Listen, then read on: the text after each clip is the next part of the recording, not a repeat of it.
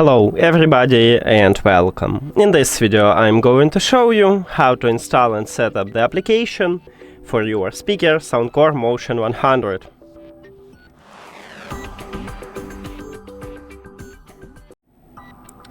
So you have to start by open App Store and then go to the search at the right bottom.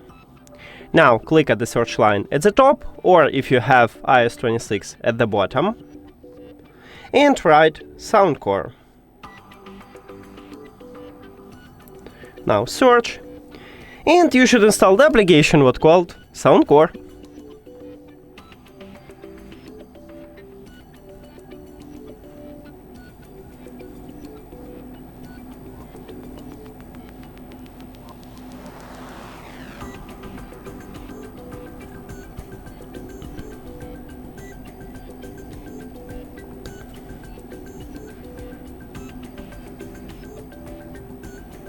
Now open it.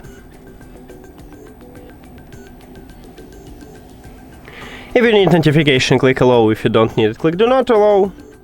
Then agree and continue. Right here you can sign in into your account or create a new one. At the right top you can select your region, but I'm going to skip it by clicking the skip button at the left top.